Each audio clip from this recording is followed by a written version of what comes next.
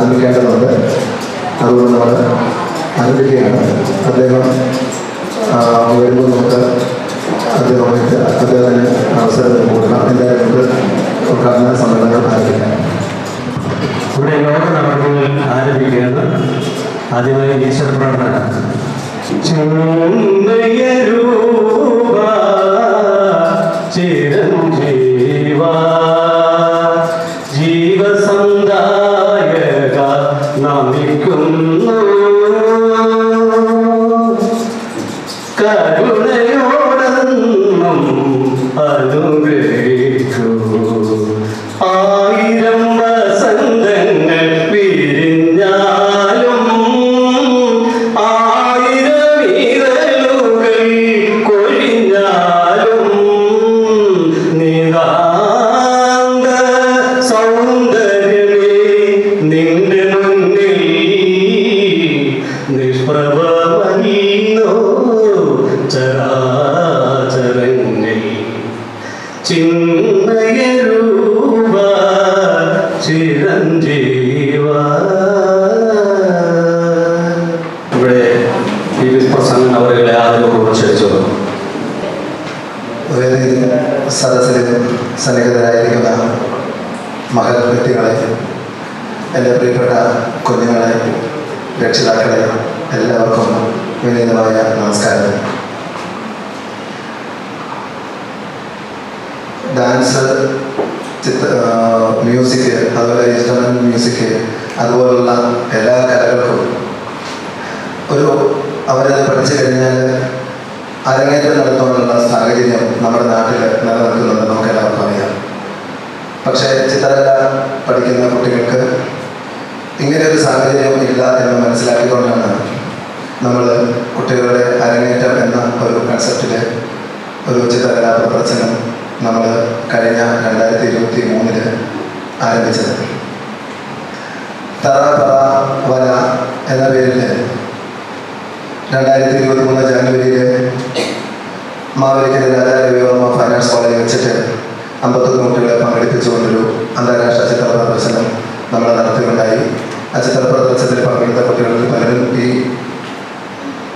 ഇന്നും ഇവിടെ ഇരിപ്പുണ്ട്. അങ്ങനെ ഒരു ചിത്രകല പഠിച്ചിറങ്ങുന്ന കുട്ടികൾക്കൊരു അവസരം നൽകുവാനാണ് സ്വീകാര്യ കുടുങ്ങിയൊരു പ്രദർശനത്തിലേക്ക് നമ്മൾ ചിന്തിക്കേണ്ടത്. കഴിഞ്ഞ തറാപറ വര അന്താരാഷ്ട്ര ചിത്ര പ്രദർശനം വൻ വിജയമാകുകയും 2 വർഷത്തിലൊരിക്കൽ ഈ പ്രദർശനം നമുക്ക് നടത്തുവാമെന്ന് സിക്കേര ഫൈൻ ആർട്സ് സൊസൈറ്റിയുടെ അംഗങ്ങൾ മീറ്റിംഗ് കൂടി തീരുമാനിക്കുകയും ചെയ്തു. ഈ വർഷം 2025 അടുത്ത വർഷം 2025 ജാനുവരിയിൽ മാവേലിക്കര നടന്നപോലെ തന്നെ ഒരു പ്രദർശനം കോട്ടയത്ത് കാലനായിക്കുന്നിലാണ് ആർട്ട് ഗാലറി വെച്ചിട്ട് 5 ദിവസത്തെ വിപുലമായ പരിപാടികളോടുകൂടി നടത്തുവാൻ നമ്മൾ തീരുമാനിച്ചു. അതിന് മുന്നോടിയായിട്ടുള്ള ചിത്രകലാ ക്യാമ്പാണ് ഇന്നിവിടെ 2 ദിവസം നീണ്ടു നിൽക്കുന്ന ചിത്രകലാ ക്യാമ്പ് ഇവിടെ ആരംഭിക്കാൻ പോകുന്നത്. അതിൻ്റെ ഉദ്ഘാടന വേളയിൽ ഇന്ന് നമ്മോടൊപ്പം ഇവിടെ വന്ന വിശിഷ്ട അതിഥികളെ സ്വാഗതം ചെയ്യുക എന്നതാണ് എൻ്റെ കർത്തവ്യം.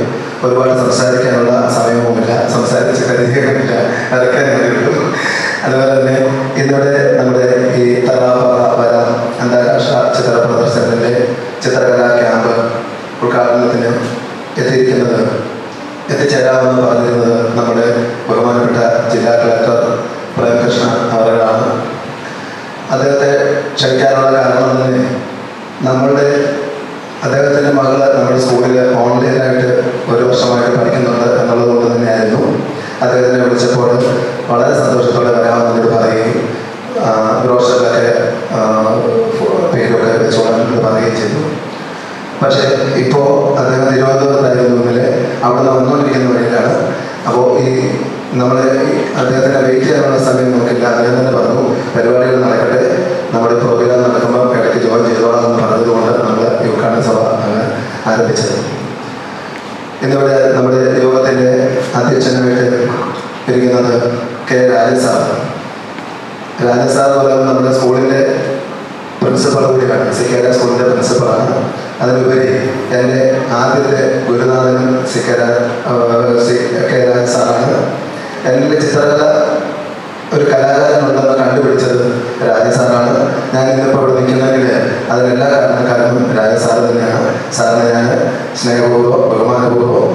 സ്കൂളിൻ്റെ പേരിൽ ഔപചാരികമായി ഞാൻ സ്വാഗതം ചെയ്യുന്നു.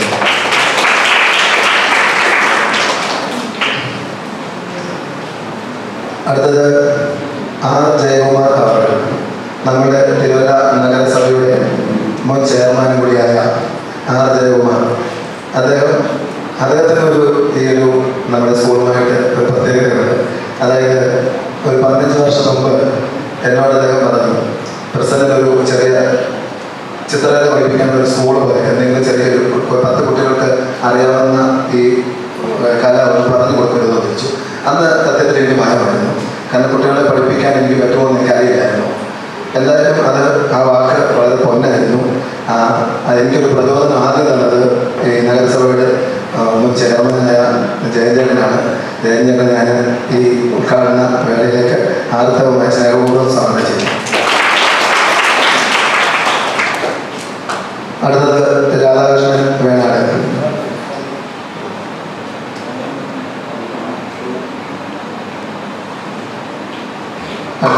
രാധാകൃഷ്ണൻ വേണാട്.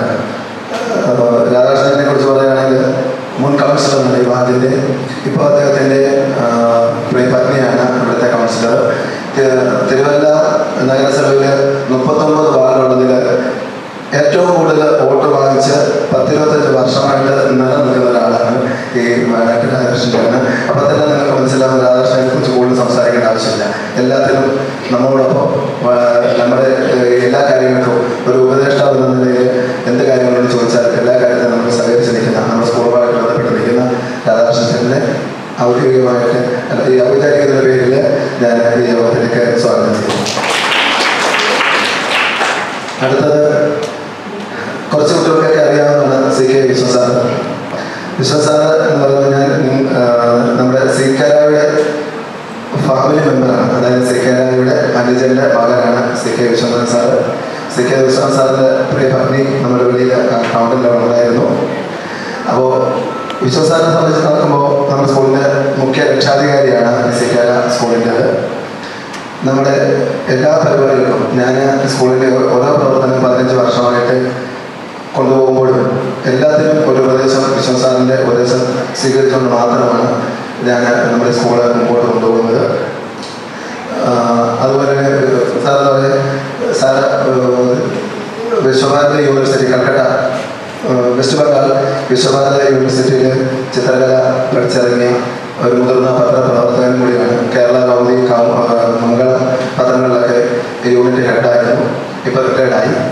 നമ്മുടെ എല്ലാ പരിപാടികൾക്കും നമ്മോടൊപ്പം എൻ്റെ കൂടെ എപ്പോഴും ഉള്ള വിശ്വസാറിനെ ഞാൻ ഔപചാരികയുടെ പേരിൽ ഈ യോഗത്തിലേക്ക് സ്വാഗതം ചെയ്യുന്നു.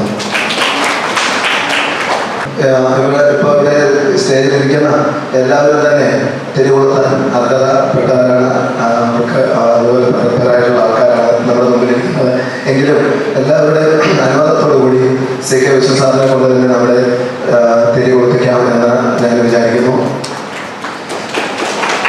അതുപോലെ തന്നെ ഇന്നിവിടെ എത്തിയ എൻ്റെ പ്രിയപ്പെട്ട കുഞ്ഞുങ്ങൾ പലരെയും ഓൺലൈൻ ക്ലാസ്സിലാണ് കൂടുതലും ഞാൻ കണ്ടിട്ടുള്ളത്. പല പേരൻസിന് എനിക്ക് ഒരു കാണുമ്പോൾ പെട്ടെന്ന് എനിക്ക് മനസ്സിലാകാതെ പോകുന്നുണ്ട്. അതൊക്കെ ക്ഷമിക്കുക.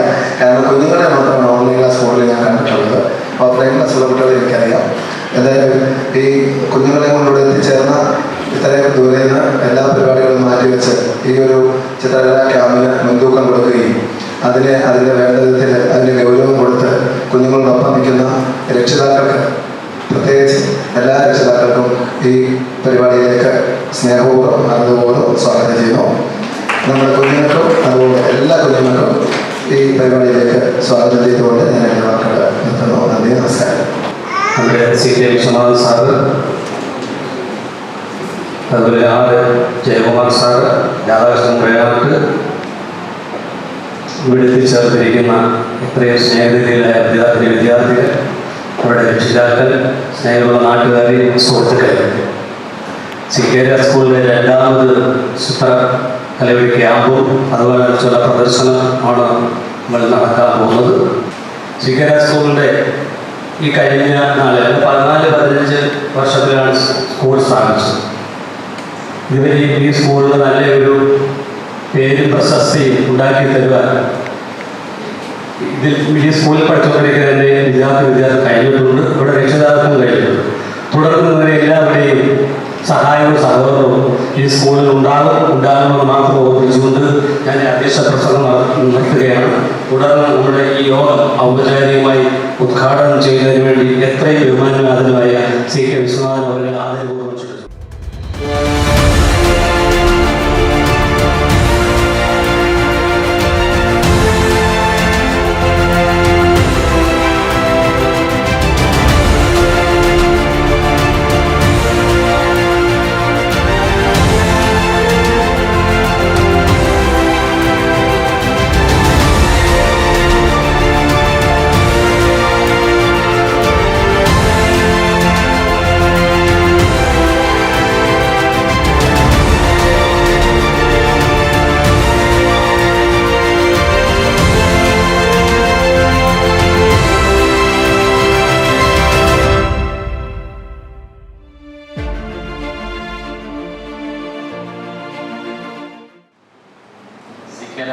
സ്കൂൾ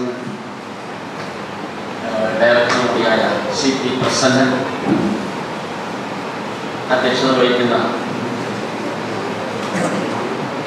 രാജൻ സാർ, തിരുവനന്തപുരം നഗരസഭാ ചെയർമാൻ ജയകുമാർ അവർ, തിരുവനന്തപുരം കൗൺസിലർ രാധാകൃഷ്ണൻ മേണൻ അവർ, മറ്റ് പ്രമുഖ വ്യക്തികളെ, മാതാപിതാക്കളെ, കൊച്ചുകുഞ്ഞുങ്ങൾ, വര അതിൻ്റെ രണ്ടാമത്തെ എഡിഷനാണ് നമ്മളിപ്പോൾ വിജയകരമായി തുടങ്ങുന്നത്. കുട്ടികളെ സംബന്ധിച്ച് അവരുടെ സർഗാത്മക ശേഷിയെ നമ്മൾ എങ്ങനെ പൊതുസമൂഹത്തിൽ അവതരിപ്പിക്കാം എന്നുള്ളതാണ് ഈ ക്യാമ്പിൻ്റെ ഉദ്ദേശം. അതുകൊണ്ടാണ് കുട്ടികളുടെ പ്രദർശനം എന്നുള്ള നിലയിൽ തന്നെ പബ്ലിക്കിന്റെ മുന്നിൽ നമ്മൾ ഇത് അവതരിപ്പിക്കുകയും അവർക്കൊരു കോൺഫിഡൻസ് ഉണ്ടാകുകയും ചെയ്യുക. അതുകൊണ്ടാണ് അവരെ ലൈവായിട്ട് 2 ദിവസത്തെ ക്യാമ്പിൽ വരപ്പിക്കുക, നേരിട്ട് വരയ്ക്കുക. സാധാരണ രീതിയിൽ ഇത്രയും വലിയൊരു ക്യാൻവാസ് സാധാരണ കുട്ടികൾ വരയ്ക്കാറില്ല.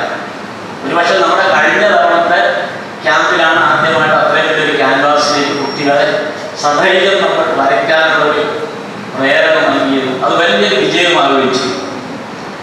ഇത്തവണ നമ്മളൊരു വിഷയം കണ്ടെത്തിയപ്പോൾ തന്നെ അതിൻ്റെ പ്രധാന കാരണം, ഞാനൊരു 2 വർഷക്കാലം ഒരു സ്കൂളിൽ അധ്യാപകനായി ഡ്രോയിങ് പഠിപ്പിച്ചിട്ടുണ്ട്.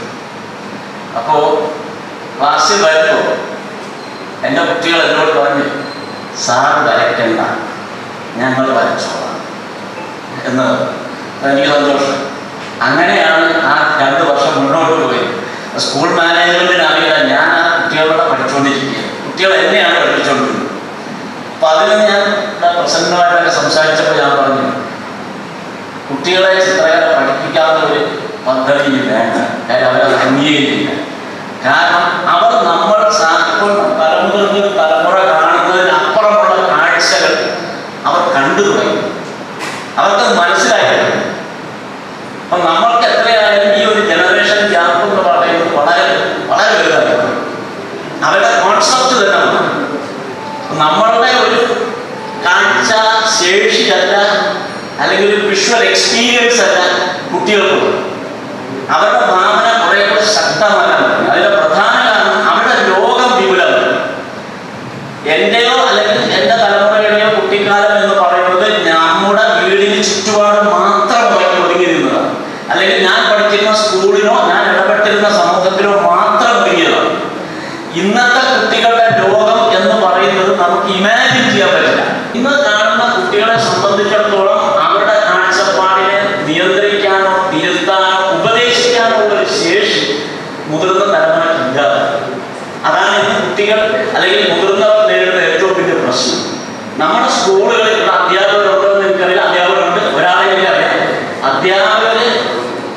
നമ്മുടെ അധ്യാപകർ നേരിടുന്ന ഒരു വലിയ പ്രശ്നം 50 കൊല്ലം മുമ്പുള്ള കരിക്കുലമാണ് ഇപ്പോൾ പഠിപ്പിക്കുന്നത്. 50 കൊല്ലം പഴക്കമുള്ളത് അല്ലേ? അധ്യാപകർ 50 കൊല്ലം പഴക്കമുള്ളതാണ് പഠിപ്പിക്കുന്നത്. കുട്ടികളാണെങ്കിൽ 50 കൊല്ലം മുന്നോട്ട് പോയിട്ടുണ്ട്. ഇതാണ് ഒരു സ്കൂളിന്റെ പ്രശ്നം. ഇത് കുട്ടികൾ പ്രകടമാക്കുന്നത് ഞാൻ 2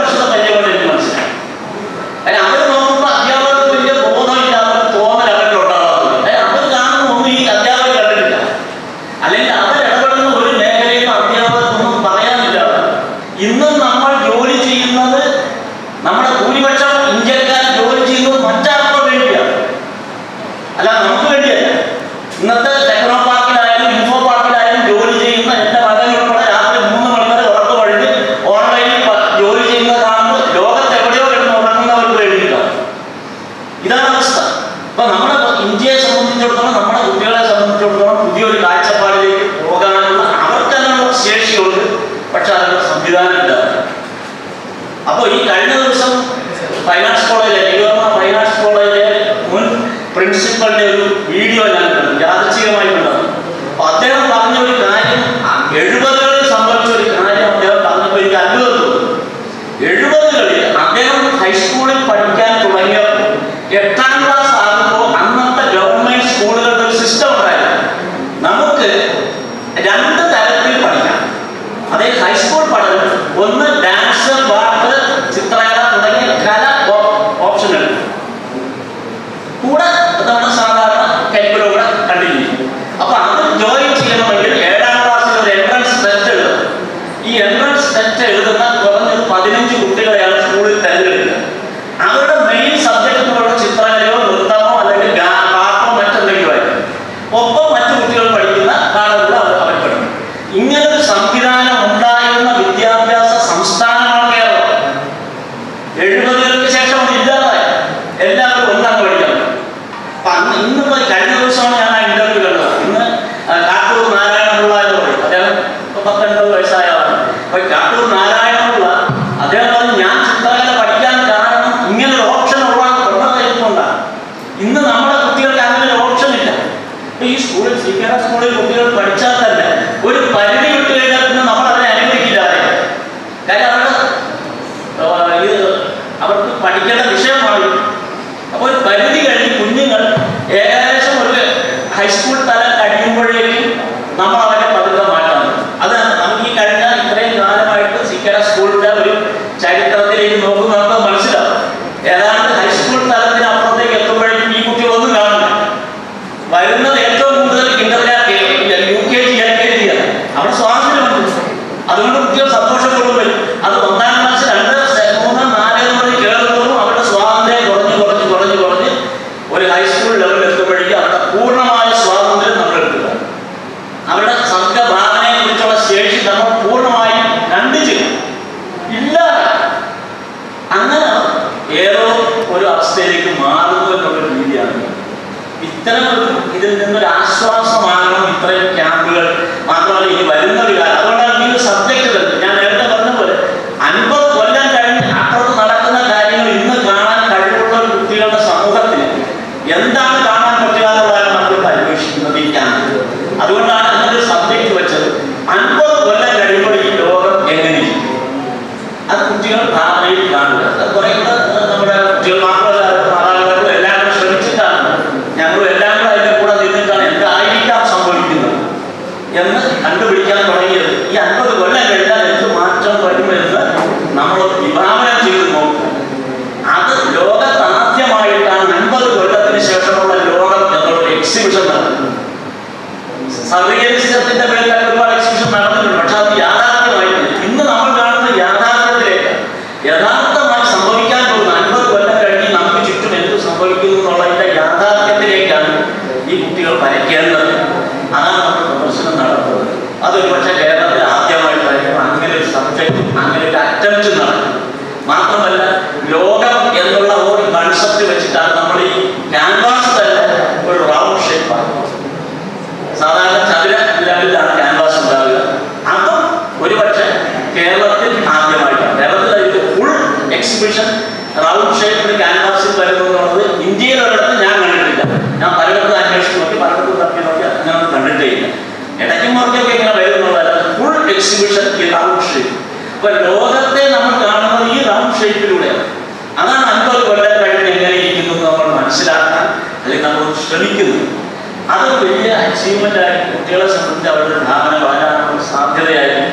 ഈ കുട്ടികളെങ്കിലും അത്തരം ഭാവനയിൽ സമ്പുഷ്ടമായ ഒരു ഭാവി ഉണ്ടാകട്ടെ എന്ന് പ്രാർത്ഥിച്ചുകൊണ്ട് ഞാൻ ചെറിയമായിട്ട് ഉപസംഹരിക്കുന്നു. നന്ദി, നമസ്കാരം. താലികളാണ് എന്ന് പറഞ്ഞ പോലെ ഉദ്ഘാടനം ചെയ്തതായിട്ട് ഇവിടെ ഈ കാറ്റഗറി പ്രകാശനം ചെയ്യുന്നതിന് വേണ്ടി നമ്മുടെ തിരുവല്ല മുൻ സംഘടന ചെയർമാൻ എത്രയും ബഹുമാന്യനായ ശ്രീ ആർ ജയകുമാർ സാറിനെ ആദരവോടെ ക്ഷണിച്ചു.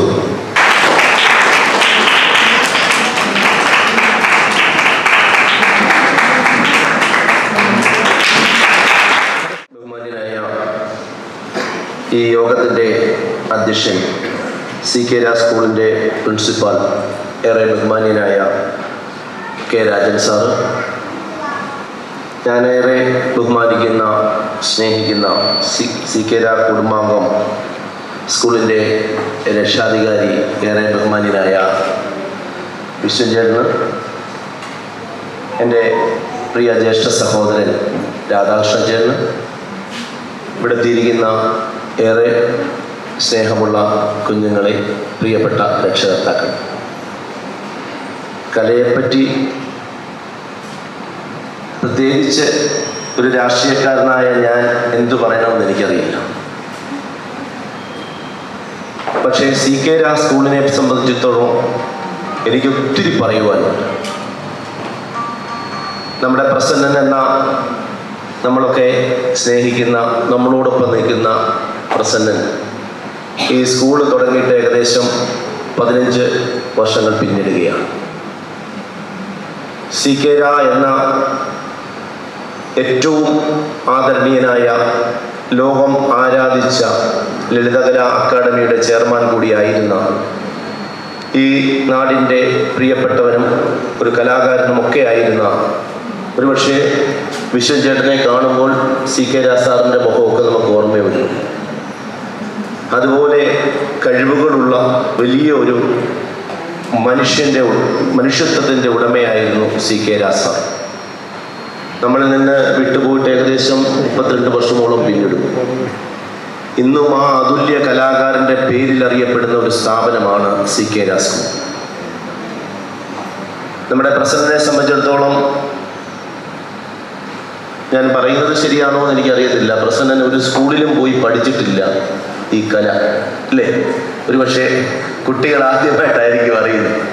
എങ്ങും പോയി പഠിക്കാത്ത ഒരു കലാകാരനാണ് നമ്മുടെ പ്രസന്നൻ. സി കെ രാജ് സാറിൻ്റെ കൂടെ മാവേലിക്കര ലളിതകലാ അക്കാദമിയിൽ അദ്ദേഹം പോയി ടെസ്റ്റ് എഴുതി. പക്ഷേ അദ്ദേഹത്തെ അവിടെ ഇരുത്തുവാൻ പോലും അവർ സമ്മതിച്ചില്ല, പറഞ്ഞു വിട്ടു. അതിനുശേഷം സി കെ രാജ് സാറിൻ്റെ കൂടെ അദ്ദേഹത്തിൻ്റെ സ്വല്പം കഴിവുകളൊക്കെ നമ്മുടെ പ്രസന്നന് കിട്ടി. പക്ഷെ എന്നാലും നമ്മുടെ പ്രസന്നൻ്റെ ഉള്ളിലൊരു കഴിവുണ്ടായി. ആ കഴിവുകൾ പുറത്തെടുക്കുവാനും ആ കഴിവുകൾ പകരുവാനും, ഒത്തിരി തലമുറയ്ക്ക് പകരുവാനും പ്രസന്നന് സാധിച്ചു.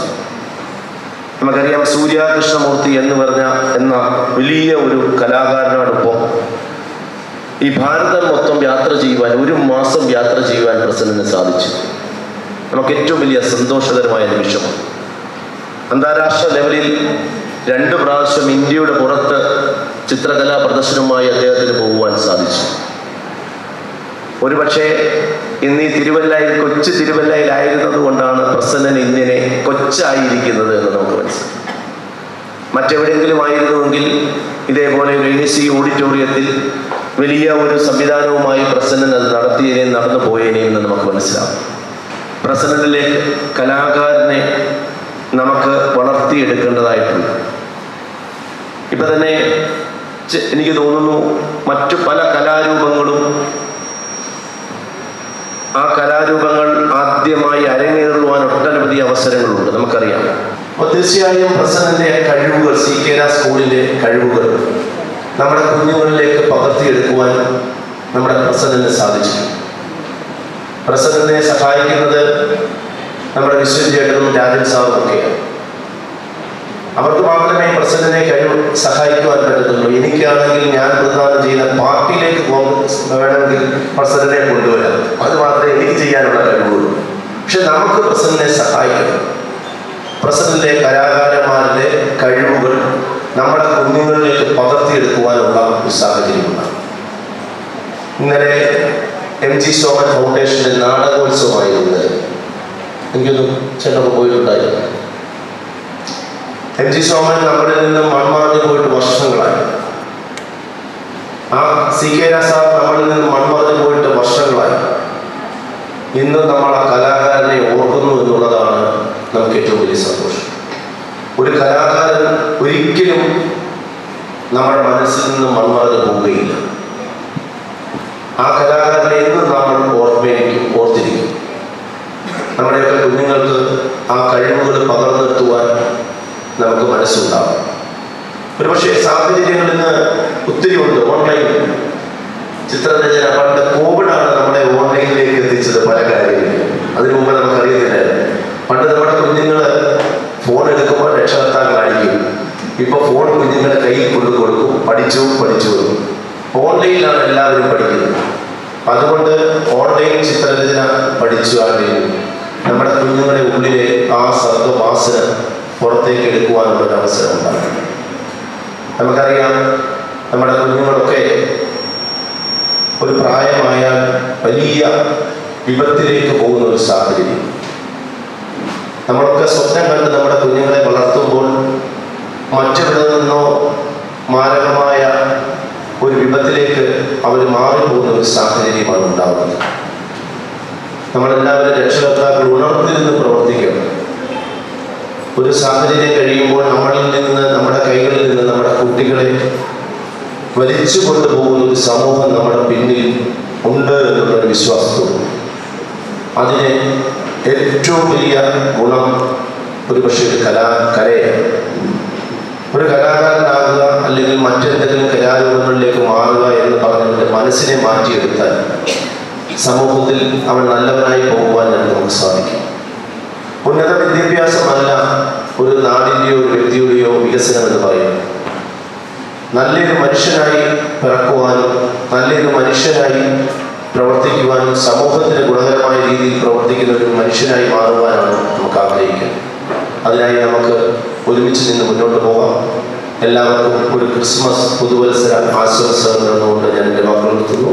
നന്ദി, നമസ്കാരം. അതായത് നമ്മുടെ കുട്ടികൾക്ക് തൻ്റെ രചനാപാഠവും കുറിക്കുന്നതിന് വേണ്ടിയുള്ള ക്യാൻവാസ് വിതരണമാണ്. ആ ക്യാൻവാസ് വിതരണം നടത്തുന്നതിന് വേണ്ടി നമ്മുടെ ഇത്രയും ബഹുമാന്യനായ രാധാകൃഷ്ണൻ വേണാവതികളെ ആദരവോടെ ക്ഷണിച്ചു. CK സ്കൂളിൻ്റെ ഇന്നത്തെ ചിത്രകലാ പ്രദർശനത്തിൽ അധ്യക്ഷത വഹിക്കുന്ന എൻ്റെ ഏറ്റവും പ്രിയകരനായ തിരുവല്ല ഗവൺമെൻറ് UPG സ്കൂളിൽ അധ്യാപകൻ കൂടിയായിരുന്ന ഈ CK സ്കൂളിലെ കുടുംബാംഗമായ ശ്രീ K രാജൻ സാർ ഈ യോഗം ഉദ്ഘാടനം ചെയ്ത എൻ്റെ വീടിൻ്റെ അയൽവക്കത്ത് താമസിച്ചിരുന്ന മതിൽഭാഗം ശങ്കരവേലിൽ കുടുംബാംഗമായ CK സാറിൻ്റെ ജ്യേഷ്ഠ സഹോദരൻ്റെ മകനായ ശ്രീ CK വിശ്വനാഥൻ, തിരുവല്ല മുൻ നഗരസഭാ ചെയർമാനും ഏറ്റവും ബഹുമാനപ്പെട്ട R ജയകുമാർ,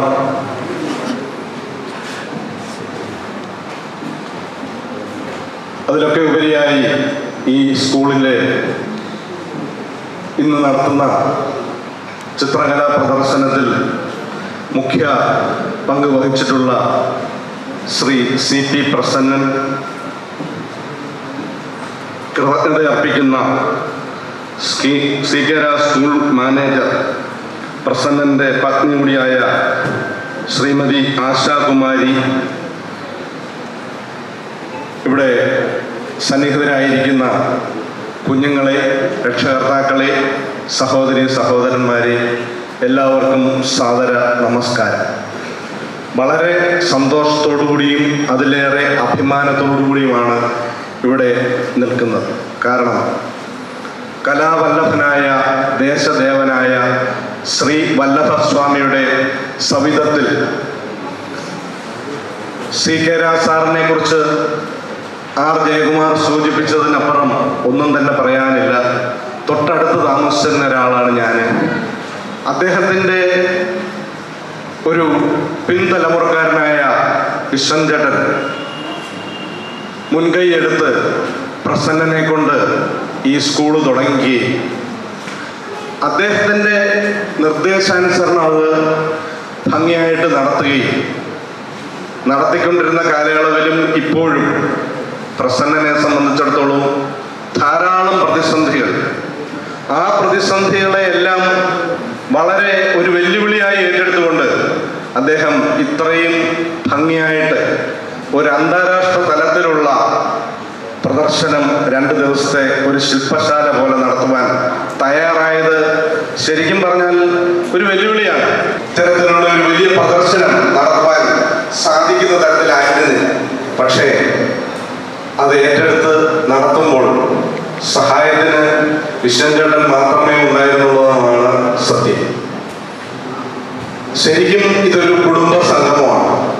കാരണം ഓൺലൈനായിട്ട് ഈ കുട്ടികളെ പ്രസന്നൻ ഉൾപ്പെടെയുള്ളവർ കാണുന്നുള്ളൂ.